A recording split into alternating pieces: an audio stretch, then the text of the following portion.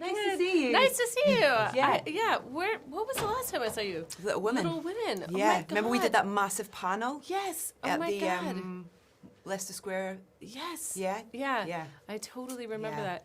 But also, I think I remember us doing like a one-on-one at the hotel. Yeah, the Queen Theatre. Yeah. This So is actually crazy. your third. This is the hat trick. It's the The third. Greta hat It's trick. the third one. Yeah, totally. No. So welcome back. Thank you. Thanks so much. Can I just say huge congratulations Thank you. on this film. It's very rare that you come out of a cinema feeling like you've seen something totally unique. And that's made you laugh, that's made you want to high kick through the, all of it, just sing along. It's just, but also it's so clever because it's got a real purpose. It's got it's got not a serious narrative, but it does kind of make you think. Yes, sorry. I suddenly realised I was like, is that me?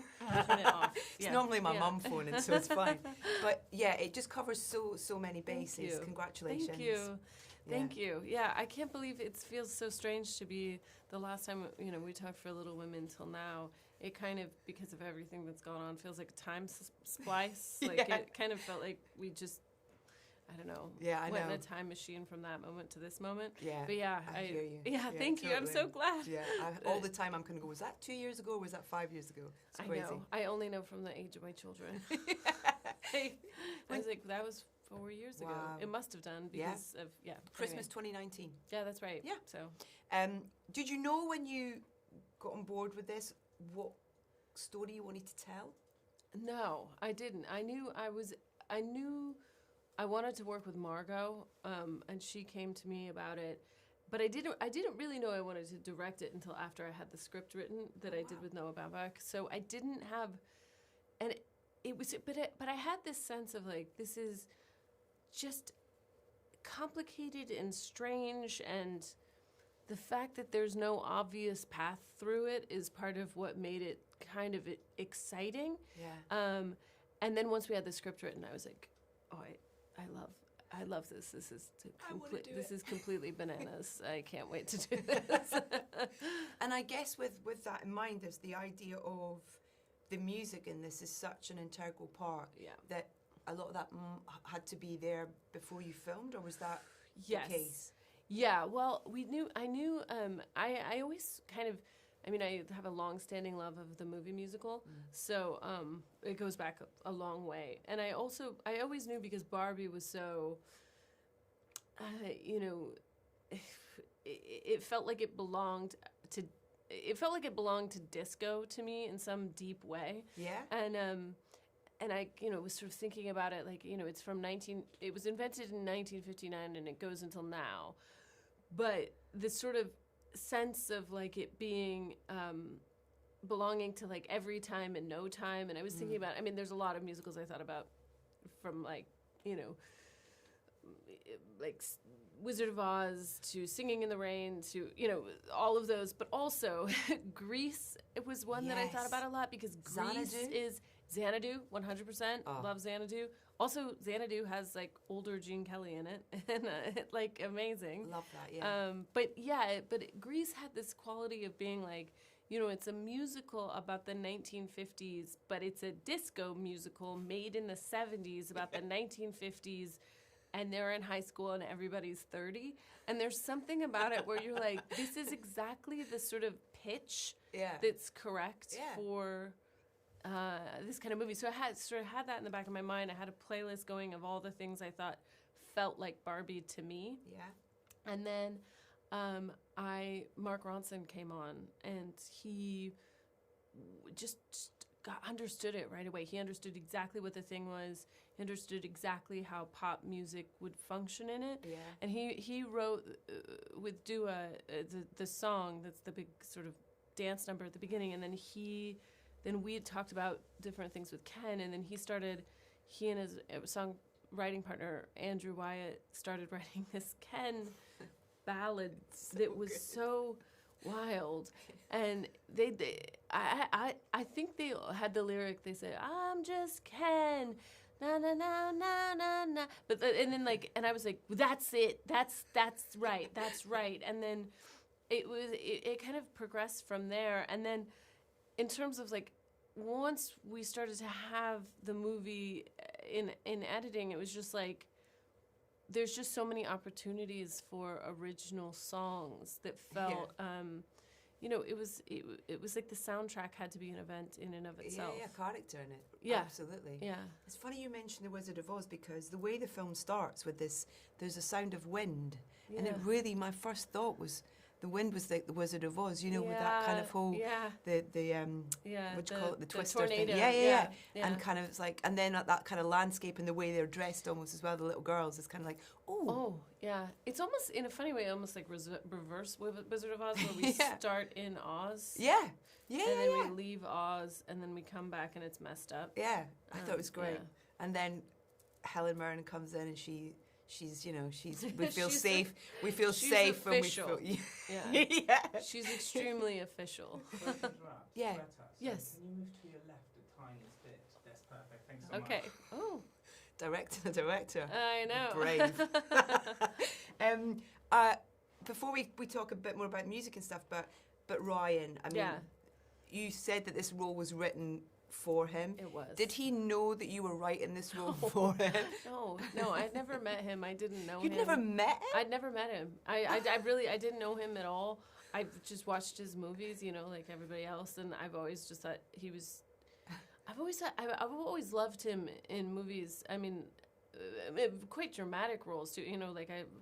I remember watching him in Half Nelson and just being like, oh my God, he's amazing. And Blue Valentine. Blue Valentine. God. Like just these really deeply felt roles. But I also always had this belief about him, which was not entirely based on any. I mean, he's so good on when he's hosted Saturday Night Live, he's really good at it. Yeah. But I just always believed he's really, really funny. And and I thought, as soon as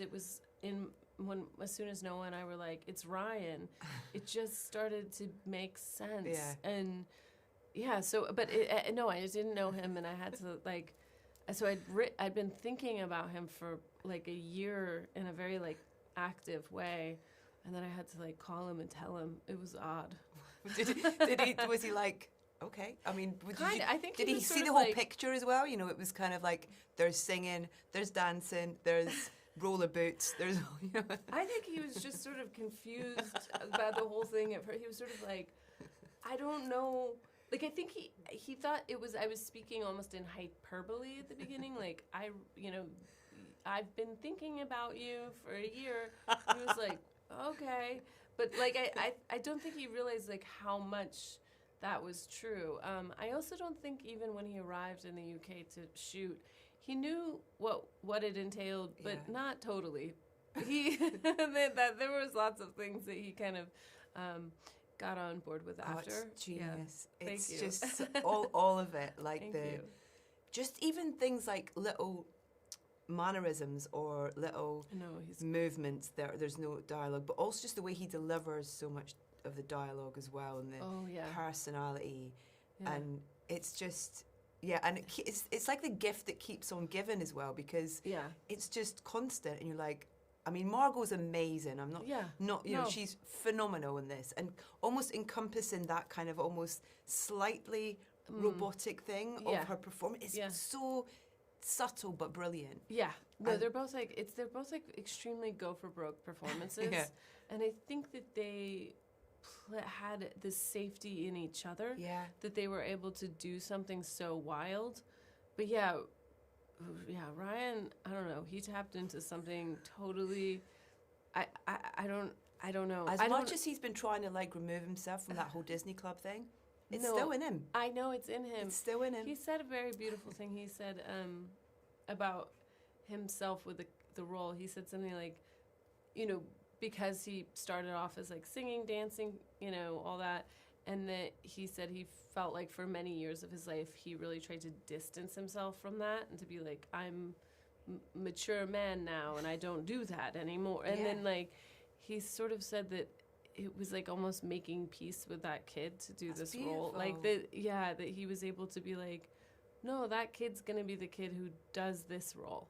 And that, I don't know, that felt very meaningful, even just for us, making a movie about, you know, things children play with that you would need the kid in you to figure it out. Yeah, totally. I like nothing better than my kids encouraging me to play with Lego or whatever it is. I know. Because I we're built so many Legos. Oh my God, so much. So many Legos. My 4-year-old, 4 is like just a little too young for Lego. I don't know what it does to him. He like becomes a different person. He like stares at it. He's so intense, and his little fingers can't quite do all of it yet. But he loves it so much. He got a street sweeper Lego, which he can't. He loves so much. He wants to be a street sweeper. He loves them. He waits for them.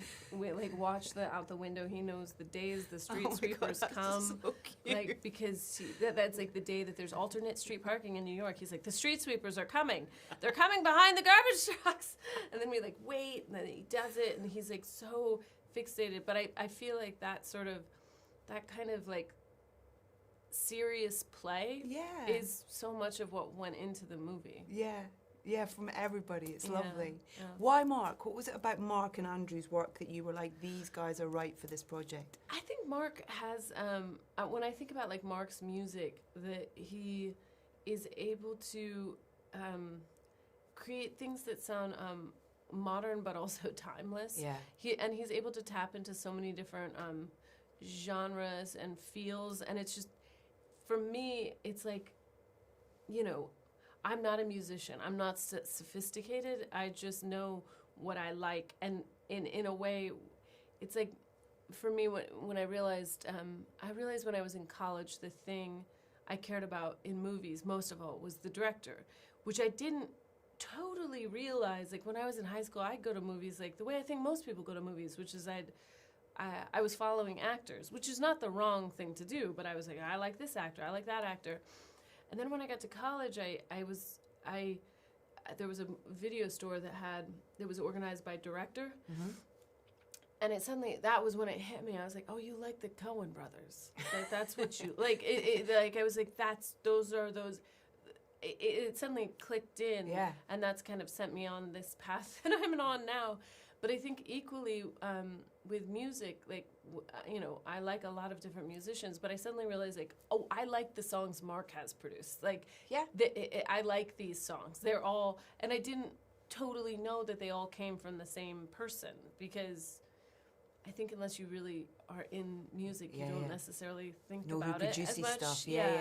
Or, I mean, I guess, you know Quincy Jones and, you know, but it's a bit, it's less top of mind, I think. You know, because he straddled both those worlds as well, in terms of being, you know, Mark Ronson the performer as well as being Mark Ronson the producer as well. Yes. It's kind of like he can bring both those worlds to it, I think, as well. Exactly, and he also just, I mean, it was this, you know, it was a suggestion. I was like, I love all of his stuff, and then we got on the phone. It was just instant, like, and it was actually me, him, and Noah talking a lot, and we're just talking about music and feelings and even like scores, because they wrote the score too, and we talked about a lot about like Dave Grusin scores from the 80s, which I always really loved. Like, there's like a quality of them that it's you know, it's like the instrumentation is something you'd never hear today,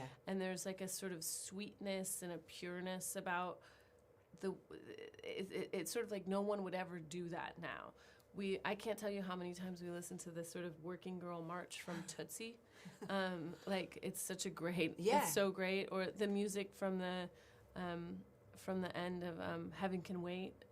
It's just beautiful, simple, emotional, and almost too much. And that's what we were going for in this. Well, I think because of that, because there are these kind of musical moments throughout the film, having the same person work on the score as working on them is so clever, because he creates something different, but there's also a synergy between the two. Like, even, you know, that at the beginning when they're bashing the dolls, it's Mahler, isn't it? That old piece of music, and then it goes into kind of like, we get into like a synth vibe when we arrive in this world, and then we get straight into Lizzo, who almost lyrically works as a narrator in a way, and that's that so was clever. Amazing. Like, hey, I'm still singing. I know. She's so they kind of went into this kind of, you know, synth disco world that then goes into the Lizzo song. And they had written the Lizzo song before she came on as like score.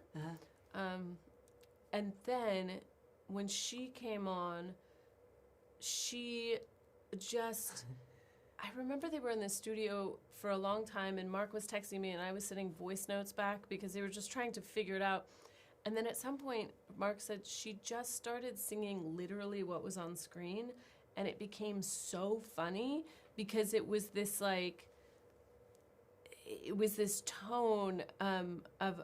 It's almost like so ridiculous, it's clever, and like it kind of... It captured exactly what we liked about it. So anyway, when Mark sent me the song, I was like, this is... I could not have... This is so perfect. Yeah. She understood it so right away. And yeah, I mean, really, it was like having Mark produce the soundtrack and Mark and Andrew, you know, write the score and then write some of the songs. It was like it allowed it to be one thing. Like it allowed it to be an album.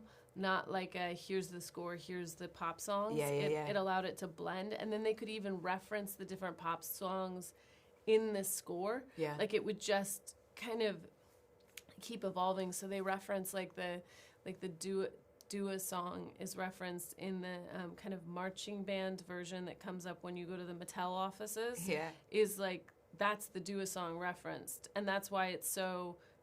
It doesn't feel out of nowhere. Yeah. And I'd written that down at the Q over Will meeting, March. Yeah, oh yeah, yeah. Well, as soon as they started doing it as a marching band, it was like, exactly. It was like, it just clicked in. It was like, it's that sort of like goofy, slightly goofy nobility, like nobility of corporate America. Men around a boardroom table kind of thing. Exactly. Yeah, absolutely. There were some other brilliant cues that I really kind of...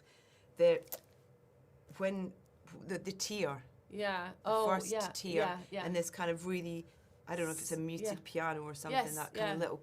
And it's so powerful because, you know, we believe Margot is Barbie. Yeah. And the idea that Barbie's crying is kind of so kind of like, it's like, oh, sucker punch in a weird way. I know. Well, that actually is, that piece in that section is actually, Billie Eilish and her brother Phineas wrote this incredible song for the movie that's so beautiful. I mean, when they sent that we showed them like 30 minutes of footage.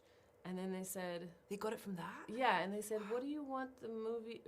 What kind of song do you want? And I said, well, I want you to write whatever you want to write off of this. I was like, but I think what we're looking for is Barbie's heart song. And she said, okay. And then a week later, I got a voice note from the two of them, which with this... I mean, I just started crying. It was such a beautiful song. And then they said, so generously to Mark and Andrew, they said, you can take that song and do... Because as soon as we got that song and those piano chords, we were like, oh, this is perfect for this. We call them the shining section, and then looking around at the world. And they said, you can do whatever you want with it. You can sort of transpose it and do whatever you want. So that particular song in different forms plays at that bus stop. Yeah. And then it plays again when... Margot, well, not to give too much away, but when she's running through the Mattel offices, opens a magic door, and then she meets someone. Oh. And when she meets someone, it's played, they turned it into like almost like a Lawrence Welk 1950s thing that's playing through the radio, but it's the same song. Yeah. And then it plays again when Margot and Gloria meet, and then it plays again at the end. And it was just something where they were just so generous with this song, and they allowed it to expand and to sort of move through these different areas. And so that also, you know, that was another instance of the score and the music. They all informed each other. Yeah. It comes back in a bit at the end where she says, come walk with me. Is that the other bit that comes in? Yeah. And then it comes in, then you hear her voice finally at the very end. Yeah, when you hear Billie's voice, I mean, that voice is just... I know. She's such a good storyteller, isn't she? I mean, also just when we got the first lyric, like, I used to float, now I just fall down.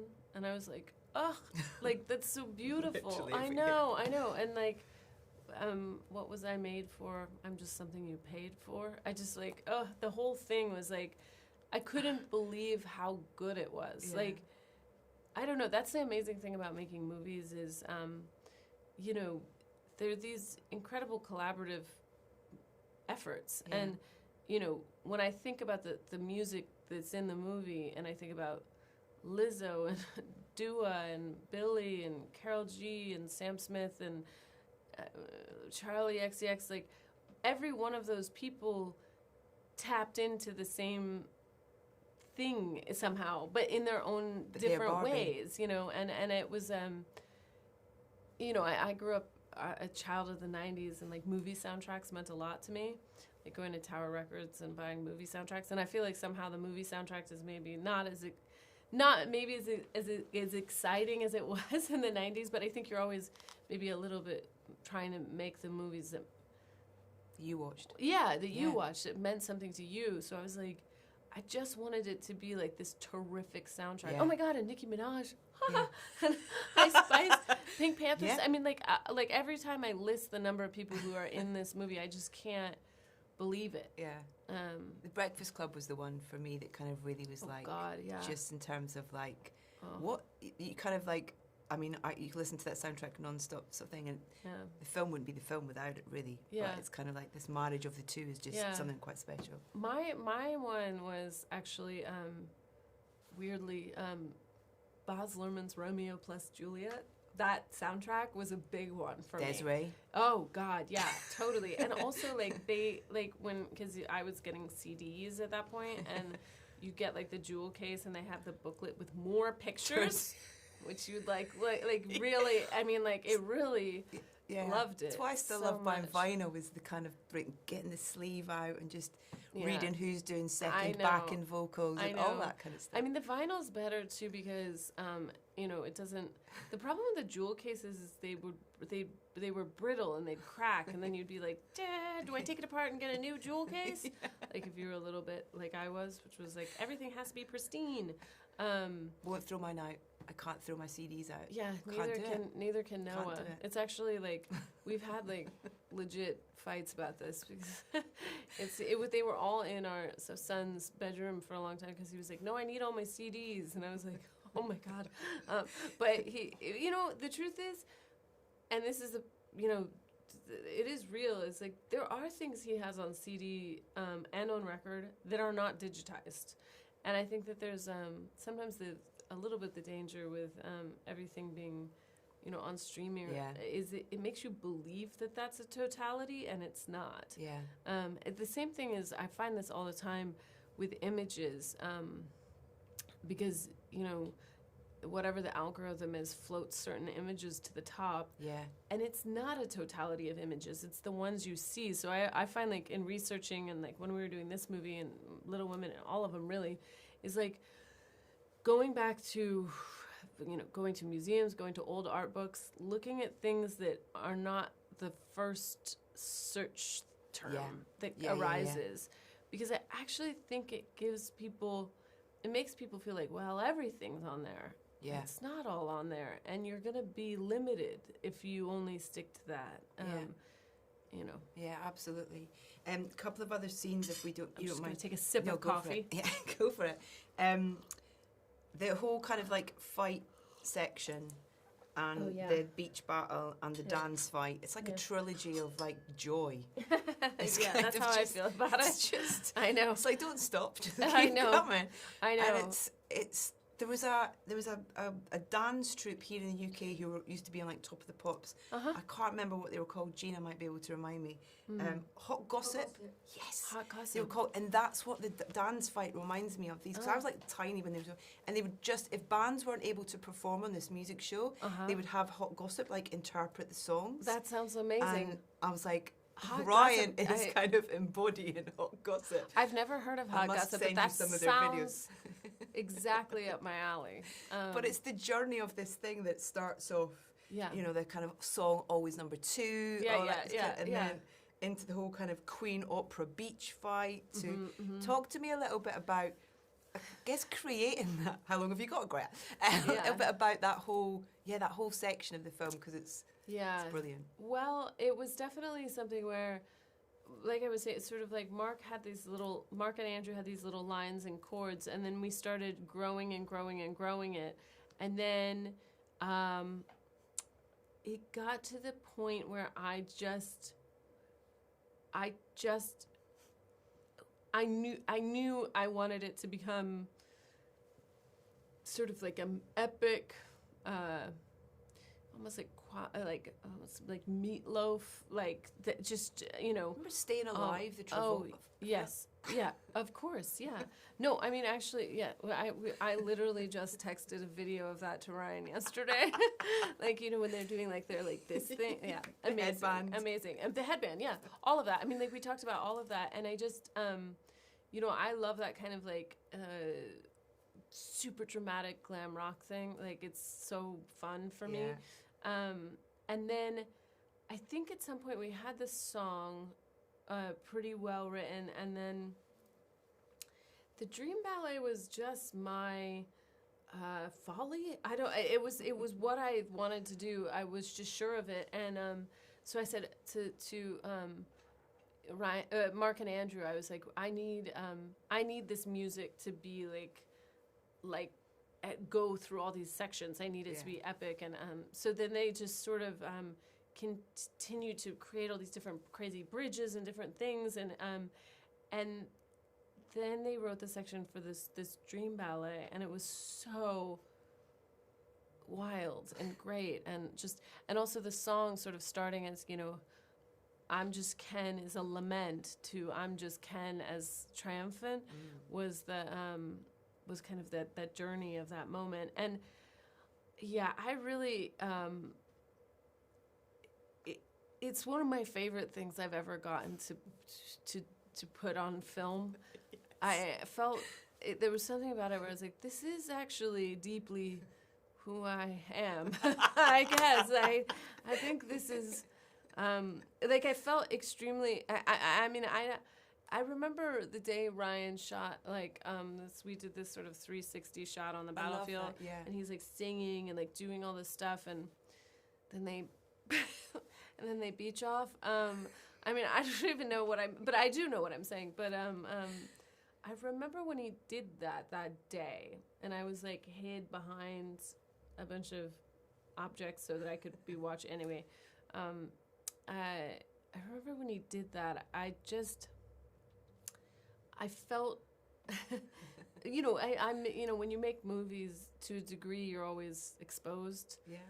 But you're never really exposed where people assume there's some autobiographical element or something, and they think, oh, well, that must be part of it. And in a funny way, that's almost never where it is. It's never in the more obvious places. Yeah. It's always and I felt when I watched Ryan do that, singing and on the beach and all that stuff, I never felt more exposed actually as a person than that, which doesn't, nobody would be like, oh yeah, Ryan singing in this crazy Ken battle is where Greta feels the most like, uh-oh, I guess that's who I am. But that is truly, and that whole Dream Ballet, I was like, that is the most me of anything that I've ever done. And I don't know what to say about that, but I'm like, I guess it's just out there. Yeah. That's what I want to make. I think you speak for a lot of us. Even that kind of dance move that he does, it's like, no, I know. Every time. Like this thing, I'm like, every time I say it, I'm like, yeah, there I am. I mean, in some weird way. Wyatt, it's such a treat to get to chat to you about it. So nice to talk to you. Yeah. I can't believe it's been 4 years, but it happens. Let's make it not so long next time. I know. Yeah, thank you so much for your time. You. Congratulations. Thanks so much. Thanks. Thank you so much.